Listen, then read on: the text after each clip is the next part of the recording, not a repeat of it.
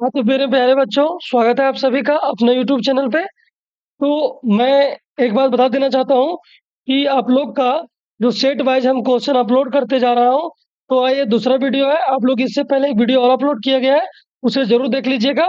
और हमारे चैनल पे आपको हिंदी का जो लॉन्ग क्वेश्चन है उसका वीडियो, और हिंदी ग्रामर का वीडियो, व्याकरण का, हिंदी व्याकरण का वीडियो सारे, और कुछ प्रीवियस ईयर क्वेश्चन, वो सारे अपलोड है। वहाँ पे जाके आप लोग देख सकते हैं और अपना अच्छा मार्क्स उठा सकते हैं। तो ध्यान दीजिएगा, यहाँ पे देखिए कि एक यहाँ पे गद्यांश दिया गया है साहस की जिंदगी को लेकर।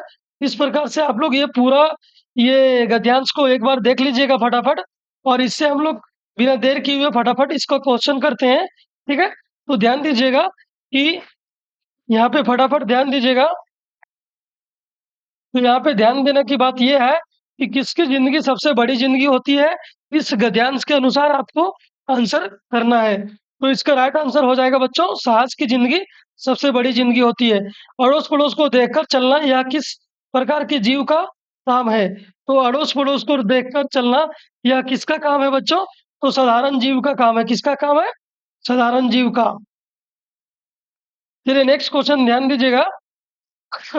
साहस की क्या सबसे बड़ी स- साहस की क्या सबसे बड़ी होती है? साहस की क्या सबसे बड़ी होती है? तो साहस की जिंदगी सबसे बड़ी जिंदगी होती है। ध्यान दीजिएगा। नेक्स्ट अगला क्या है? इस मनुष्य की पहली पहचान यह है कि वह किसी के बारे में कोई चिंता नहीं करता है। तो कौन व्यक्ति जो किसी के बारे में कोई चिंता नहीं करता है, तो वो साहसी व्यक्ति है कि किसी के बारे में कोई चिंता नहीं करता है।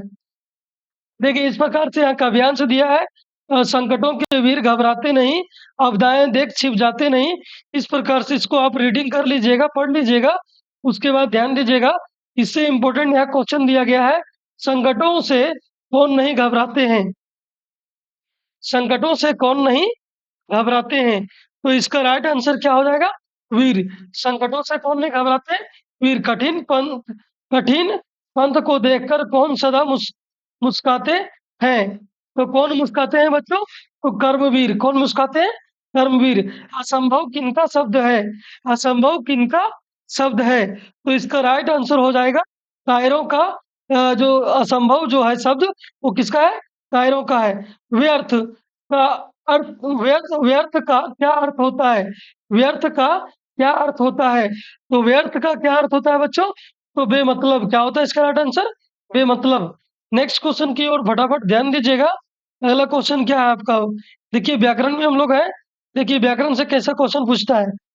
निम्नांकित में कौन से अकर्मक क्रिया किस वाक्य में है? तो देखिए बच्चा रोता है, यहीं पे आपका क्या है?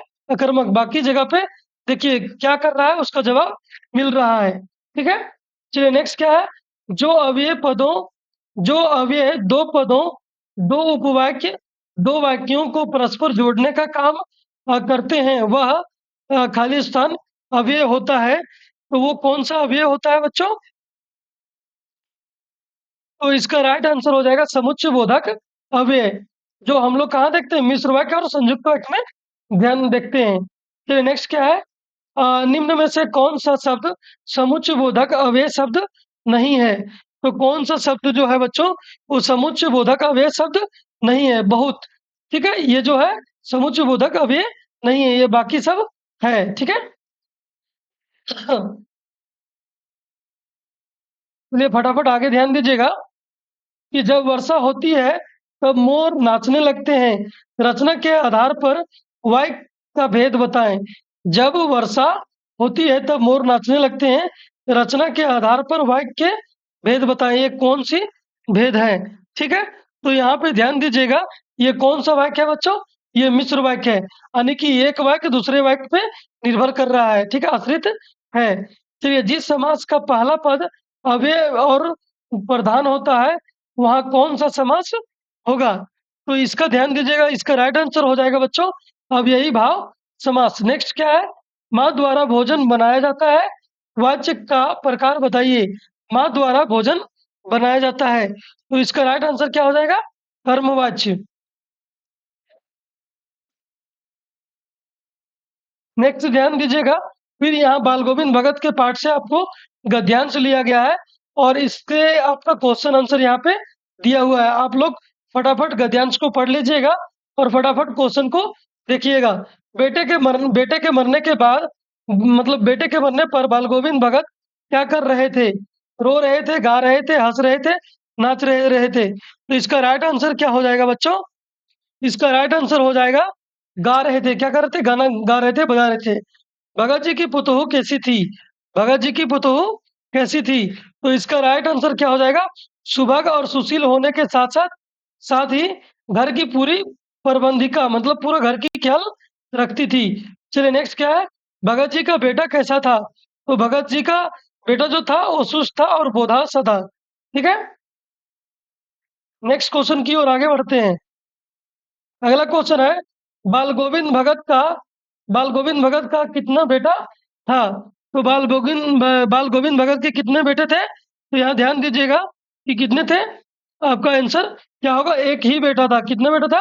एक ही बेटा था। चलिए, निम्नांकित काव्यांश, फिर काव्यांश दिया गया है और काव्यांश देखिए फसल से लिया गया है। और फसल तो आप पढ़े होंगे तो ध्यान देंगे कि आपको पता होगा फसल क्या है।